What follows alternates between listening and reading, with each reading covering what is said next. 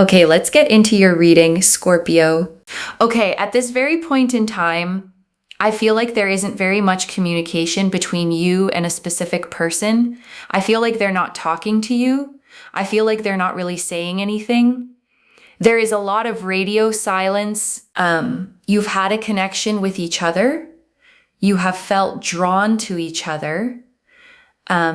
There has most likely, I feel, been communication in the past. They're not really talking to you. They're not really saying a lot. There can just be the sense here of radio silence and, crickets. You just feel like nothing is happening here. And I want to sit with what that silence has probably done to you, okay, before we go a single card further, because the title says it. Someone is not talking to you right now, but still they. And the whole point of this reading is that word still, because from where you're sitting, okay, the silence looks like an ending. It looks like they stopped caring. It looks like whatever was there is over, and you were the only one who ever felt it. And I need you to hold on before you conclude any of that, because the cards are about to tell a completely different story about what that silence actually means, because there are two completely different kinds of silence, okay? And they feel identical from the outside, which is what makes this so painful. There's the silence of someone who's done, who's moved on, who genuinely stopped caring and walked away light. And there's the silence of someone who's drowning in something, who went quiet because they're a mess inside, not because they feel nothing. And you've been assuming it's the first kind, okay? Because the first kind is what silence usually looks like it means. But the cards are about to show you it's the second kind, the loud kind, the kind that's full of noise on their end, even while it's completely quiet on yours. So before you write the ending yourself, okay, before you decide what the quiet means, let the cards actually tell you what's happening on the other side of it, because it is not what you think. So let's have a look and see what is coming through in relation to what you need to know about this, because you clearly need to know something about it, because this reading is pointing us in some kind of direction. The Five of Pentacles. So the Five of Pentacles here actually shows that, okay, on your side, you may be feeling like, oh, why did this person do this? Why did they just sort of shut me out? It's interesting because ever since they shut you out, they're starting to feel very lonely. They're starting to feel left out. They're starting to feel abandoned in their own life. They are feeling not happy. And they're also feeling very misunderstood. There's a lot of arguments. There's a lot of misunderstandings, miscommunications happening in their own personal life. And the Five of Pentacles shows two figures out in the snow, okay, cold. One of them injured, limping past a warm, glowing, stained glass window without looking up at it. And it's the card of feeling shut out in the cold, of being right next to warmth and not being able to reach it. And here's what's fascinating about it turning up on their side, okay? Because you probably feel like you're the one out in the cold. You're the one who got shut out. But the card is saying they're the ones freezing now. They closed the window on their own warmth, and now they're standing outside it, lonelier than they've ever been. And I want to name why that loneliness is so specific, okay? Because it's not ordinary loneliness. It's the loneliness of having had something good and pushed it away yourself. That's different from never having had it. It comes with a second layer on top. The ache of knowing you're the one who did this, and everyone around them, okay, the cards are showing me is somehow making it worse. Not better. The people they turn to instead of you aren't filling the gap. The conversations feel hollow. The connections feel thin. And every empty interaction quietly reminds them of the one that wasn't empty, the one they walked away from. So this isn't a person thriving without you, okay? Living their best life, relieved to be free.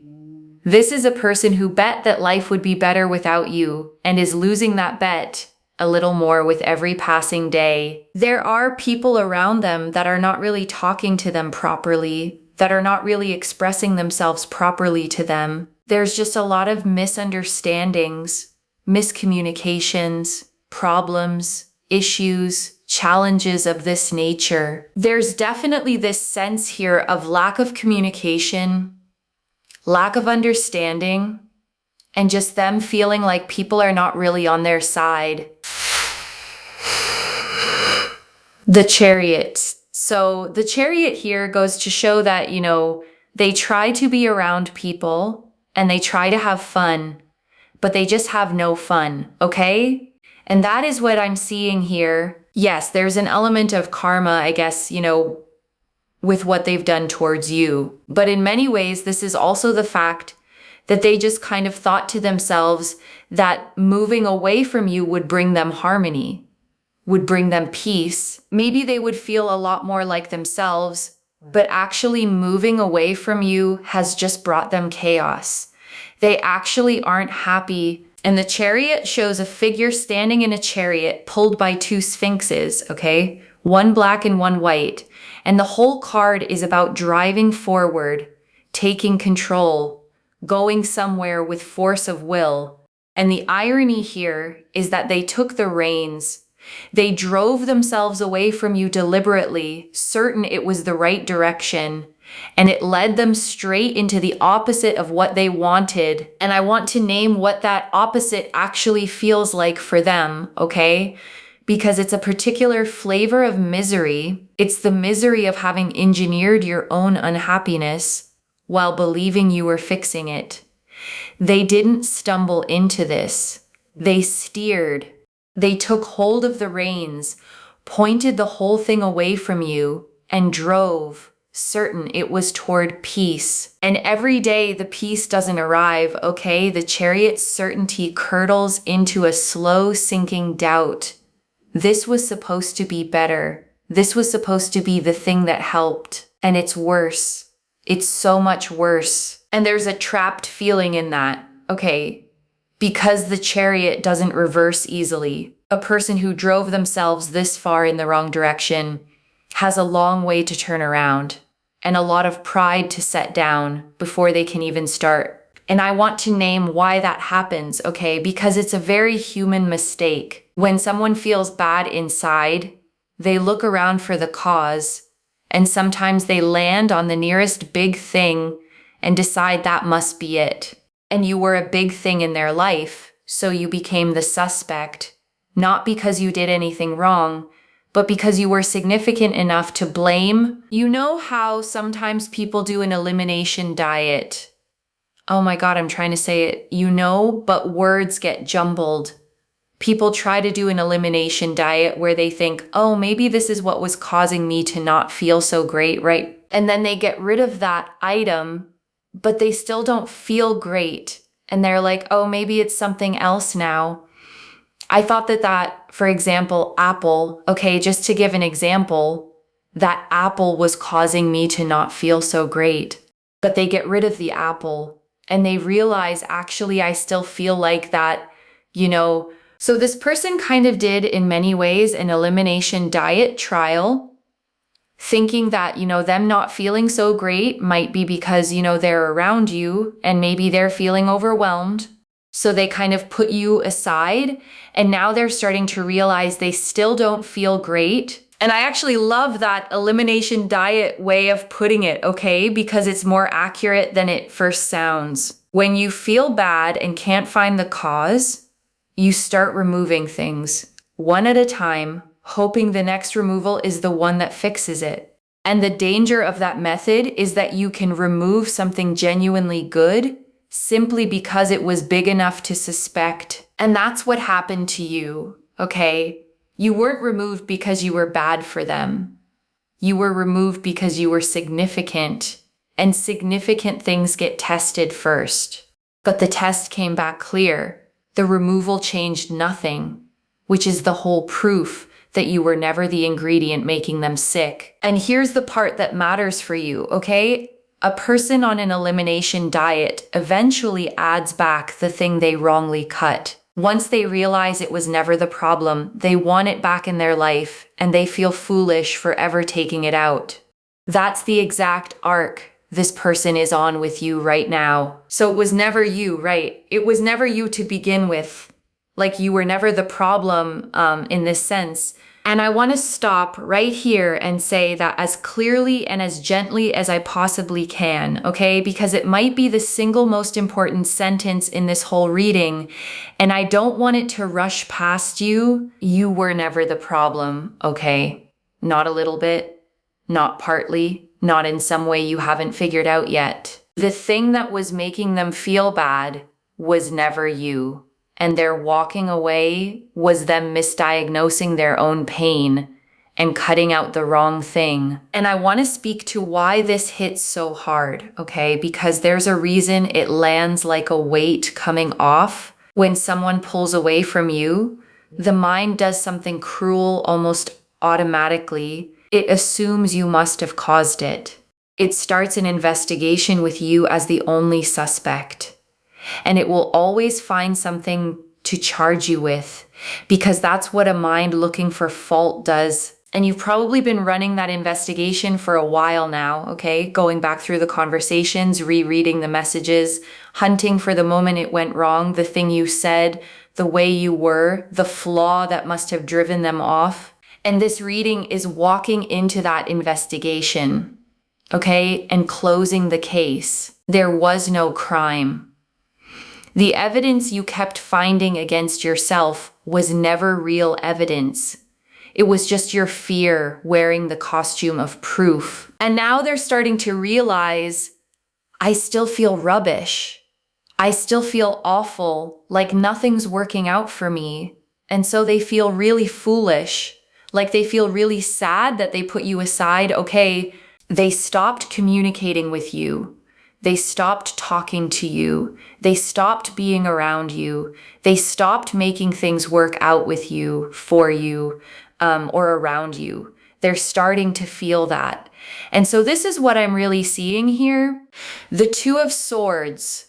And with the Two of Swords, there's this really powerful energy of just, really feeling lost and feeling lonely. And feeling like, hang on a second, I thought I got rid of the right thing, but actually I feel 10 times worse. And it's not that they wanted to get rid of you, okay? I think that's really important, but it's more so that they sort of put you aside and they thought, like, let me just step away from this, right? Let me just put this away. And they still don't feel great. So it was never you to begin with, okay? It was never you to begin with. It was never you. It was never you. And I think you need to definitely know that, because it was never you. And the Two of Swords shows a blindfolded figure sitting with two swords crossed over their chest, okay? A crescent moon beside them, the sea behind, blindfolded, arms crossed, refusing to see, refusing to decide. And it's a card of a stalemate made by not looking, of someone who has cut themselves off from a truth that's sitting right in front of them. And that's exactly the position they put themselves in, okay? Blindfolded to the real cause of their unhappiness, arms crossed against the one connection that was actually good for them. And now they're sitting in that self-made stalemate, feeling 10 times worse, slowly having to admit they blindfolded themselves to the wrong problem. And I want to say something about how heavy that particular realization is, okay? Because it's one thing to be sad and another thing entirely to be sad and know it's your own doing. A person who gets hurt by someone else at least gets to feel wronged, gets the clean feeling of it not being their fault. This person doesn't get that. They have to sit with the fact that they did this, okay? That the loneliness they're in is a room they locked themselves into, and that the key was always in their own pocket. And that's a specific kind of ache, the ache of self-inflicted loss. And it's exactly the kind of ache that eventually forces a person to their feet to go and undo what they did And that's why they're going to realize, hang on a second, I put this to the side thinking that that is maybe why I was feeling emotionally triggered and overwhelmed and stressed, but it was never you. The Page of Wands.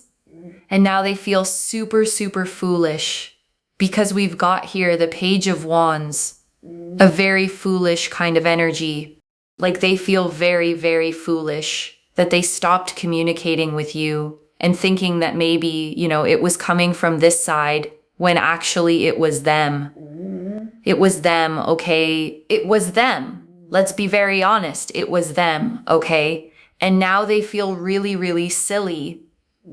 Like they feel stupidly silly, okay? And the Page of Wands shows a young figure holding a tall sprouting staff, okay? Looking up at it, full of fire and impulse, standing in a barren desert. And pages can be impulsive. They act on a feeling before they've thought it all the way through. And that's what this person did. They acted on an impulse, a hunch that you were the problem, and it turned out to be a young, foolish, impulsive misread. And I want to draw out what the foolishness actually feels like from their side, okay? Because it's a specific kind of shame. It's the shame of having been so sure. They didn't drift away from you accidentally. They made a decision, probably told themselves a whole story about why it was the right and healthy thing to do.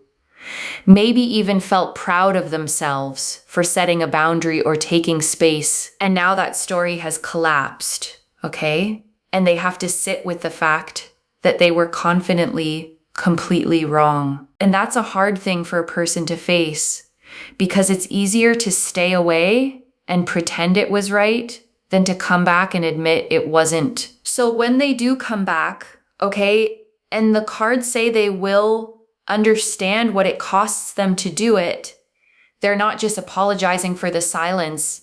They're admitting they misjudged the whole thing and swallowing the pride of having been so certain about something so wrong. And I want to be fair to them for 1 second, okay? Even while the card calls them foolish, because there's something almost forgivable in it. They weren't being cruel on purpose. They were flailing, trying anything to feel better, and they grabbed the wrong liver. It was still a mistake, and it still hurt you, but it came from confusion, not from malice. The Page of Cups and the Eight of Pentacles. And then also here with the Page of Cups and also as well the Eight of Pentacles. There's a very powerful energy here of them wanting to work hard and come towards you and express their feelings to you, hoping that you will take them back, hoping that you will want them in your life again. They know that how they did things and how they perhaps, ended the communication and sort of put you aside is not nice. They will want to work hard towards you. They will want to show you that they can be trusted, that they can be in your life. And the Eight of Pentacles shows a craftsman at his bench, okay, head down, carving the same symbol into coin after coin, a whole row of finished ones hung up beside him. It's the card of effort, of diligence, of putting in the patient work to get something right. So this isn't them planning to toss out a lazy apology and expect everything back. The card says they're prepared to actually work, to earn it, to prove it over time. And the Page of Cups, okay, a young figure at the shore holding a cup with a fish popping its head out of it, a surprise, a gentle emotional message. It's the card of a sincere, tender, almost shy offering of feeling, and it tells you the way they come back will be soft, vulnerable, not defensive. And I want to prepare you for something about that apology, okay? Because it puts you in a position worth thinking about in advance. When someone comes back genuinely sorry, genuinely humbled, genuinely willing to work, it can be very moving, and it can also move fast and sweep you back into something before you've decided you actually want it. So hold two things at once, okay? The apology being real is a good thing, and it's evidence of everything this reading has said. And at the same time, their sincerity is not an obligation on you. You can receive the apology fully and still take your time. You can believe they mean it and still let them show it over weeks, not just say it in one emotional moment. Because here's what you know now that you didn't before, okay? You were never the problem. And a person who knows they were never the problem doesn't have to rush to prove their worth to someone coming back to apologize. You get to let them do the proving at your pace, from a place of calm. They will try to express to you, no, you meant so much to me, and I'm sorry I did this. There is going to be an apology. There's going to be communication, where they will try and come forward and they will try to ask for forgiveness and beg for forgiveness and sort of be like, I'm really sorry. That was really foolish of me. And I thought that, maybe it was this, which is why I felt not so great. But actually, it was something completely different. And they will feel foolish and they will feel ridiculous and they will feel sad that this is what happened, right? They will feel sad that, oh, I thought that this is what was happening, but actually it was something else. Like they will feel genuinely foolish. They will feel unbelievably foolish and sad and really, really sad and really distraught and very upset and just frustrated that this is how things ended up going and this is how things ended up being. And I want you to hear how much of that repetition is the reader circling one truth, okay? Because it's not filler, foolish, silly, sad, distraught, upset, frustrated. That's every layer of what this person feels when the full realization lands. And the reason it comes in waves like that, okay, is that regret this deep doesn't arrive all at once. First they feel foolish, then sad, then it deepens into distress, then into real grief for what they gave up. It's a staircase down into fully understanding what they did, and they're going to walk every step of it before they reach the door back to you. The 10 of Swords, they will feel unbelievably hurt, especially here with the 10 of Swords, because there's this very powerful energy of them being hurt and feeling frustrated and, feeling like they just created their own problems and issues and challenges. And the 10 of Swords shows a figure lying face down, okay? 10 swords in their back, a dark sky above. But here's the crucial detail. The sun is breaking over the horizon in the distance. It's the card of a painful ending that is also rock bottom, the lowest point. And rock bottom's one mercy is that there's nowhere to go from it but up. And I want you to understand what that means for them, okay? Because it's actually hopeful in a strange way. This person has hit the bottom of their own bad decision. They felt the full weight of it. The swords in the back of this card are self-inflicted here, and they know it. And that rock bottom is exactly what turns a person around, because you don't come back with a real apology until you've actually felt the full cost of what you did. And I want to sit with the sunrise in that card for a moment, okay? Because it's easy to miss underneath all those swords. The 10 of Swords looks like the most brutal card in the deck, and in a way it is, but it always paints a dawn breaking on the horizon behind the figure. And that dawn isn't decoration, it's the whole message. This is the end of the worst of it, not the beginning, because you cannot get more swords in your back than 10. Okay, the card is maxed out. It's the bottom, and the bottom is the one place from which every direction is up. So this person, lying in the wreckage of a choice they made themselves, is actually at the turning point, the exact moment where the only way left to go is back toward the light and back toward you. The 6 of Wands, and then the 6 of Wands here, this shows the return itself, them coming forward, wanting to be received, wanting to be let back in. And the 6 of Wands shows a rider on a white horse, okay, a laurel wreath on their head, a crowd walking alongside the victory card, the card of public return and being welcomed. But I want to point out the vulnerability underneath it here, because a person riding in for a victory lap is also a person hoping the crowd actually cheers, and that's them coming back to you, okay? Hoping to be received warmly, hoping you'll let them in, hoping the return goes well, rather than meeting a closed door. And you get to decide how that goes from your own ground, in your own time, knowing the whole while that you were never the problem to begin with. The King of Swords, and especially here with the King of Swords, they want to have happiness, they want to have joy, they want to have, fulfillment in their life. And I want to point out something honest about that want, okay? Because it tells you what they're really chasing underneath everything. They didn't walk away because they wanted less of you. They walked away because they wanted more happiness, and they guessed wrong about where to find it. The want was always for joy, for peace, for a life that feels good, and they're only now realizing you were part of that, not the obstacle to it. And the King of Swords sits facing forward on his throne, okay? Sword upright in his hand, butterflies carved into the stone behind him, a clear sky.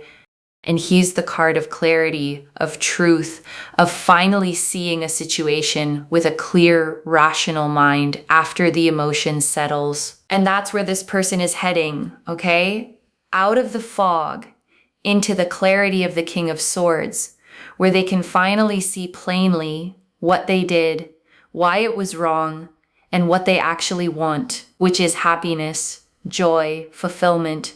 And the cards keep saying, you. And I want to close the arc of this person's whole journey through the reading, okay? Because the cards told a complete story about them.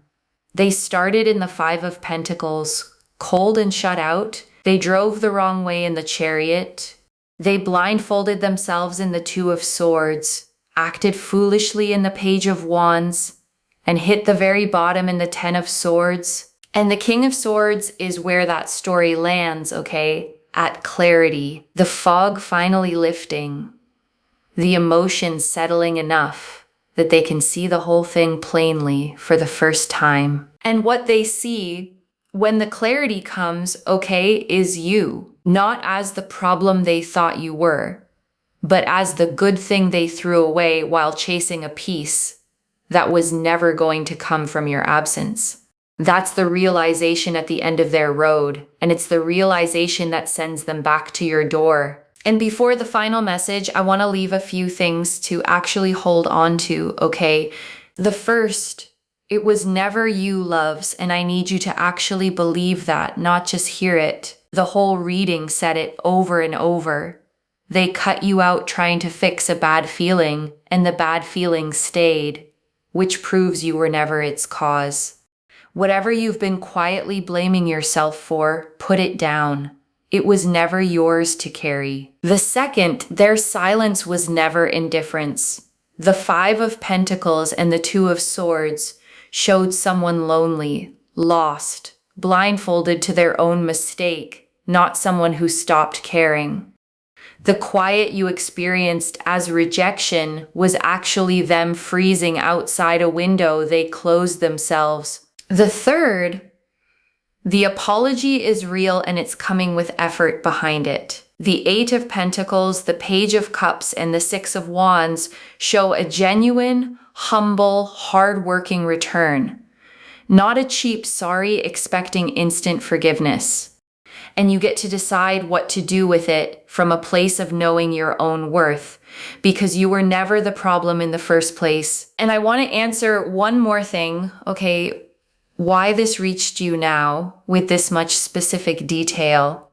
Because the silence had started to convince you that you did something wrong, that you drove them off, that you were too much or not enough. And none of that is true, okay? And you were meant to be told that plainly before you accepted a story about yourself that was never real. I don't pull the Five of Pentacles, the Chariot, the Two of Swords, the Page of Wands, the Eight of Pentacles, the Ten of Swords, and the King of Swords, all telling the same story by accident. And I want to speak to the small doubting part of you for a second, okay? The one quietly thinking, but if it wasn't me, why did it feel like it was? Because they made you the explanation for their pain. And when someone treats you like the cause, you start to believe you are. But their treatment was never evidence. Set that voice down tonight. This is already clear, okay? The Five of Pentacles confirmed they're the ones lonely and shut out now, not you. The Chariot confirmed they drove themselves away expecting peace and found chaos. The Two of Swords and Page of Wands confirmed they blindfolded themselves, blamed the wrong thing, and now feel foolish. The Eight of Pentacles and Page of Cups confirmed a hard-working, sincere apology is coming. The Ten of Swords confirmed they've hit the bottom of their own mistake, and the King of Swords confirmed they're moving toward clarity and toward you. So let me lay this all out one final time, okay, slowly, so it actually settles. Someone is not talking to you right now, okay? And their silence felt like an ending, like rejection, like it was somehow your fault. And it was none of those things. They cut you out trying to feel better. The bad feelings stayed, and now they're lonely, foolish, and slowly realizing it was never you. And still, through all that silence, they're going to come back with an apology, with humility, with real effort to earn their way back into your life. One message. They went silent because they blamed the wrong thing. You were never the problem. You were the one good thing they let go of. If this resonated, loves, let me know what hit hardest. I genuinely read every comment, okay? Even the ones I can't always reply to individually. Your story becomes part of the reason this reading keeps finding the next person who needs it to like this reading. And make sure that you're subscribed. And I'll see you in the next one. Wherever you're watching this from, okay, I want you to actually feel this settle in before you go. You have probably spent this whole silence, okay, combing back through everything, looking for the thing you did wrong, the message you shouldn't have sent, the moment you were too much, the reason it must have been your fault. And there was no reason, okay, because there was no fault. You got treated like the cause of someone's unhappiness by someone who hadn't yet figured out where their unhappiness actually came from. And that was never a verdict on you. It was just their confusion pointed in the wrong direction. So stop searching yourself for the crime, okay? There wasn't one. You were the good thing the whole time. And the person who let you go is the one who has to live with having learned that too late. Take care of yourself. Bye, loves.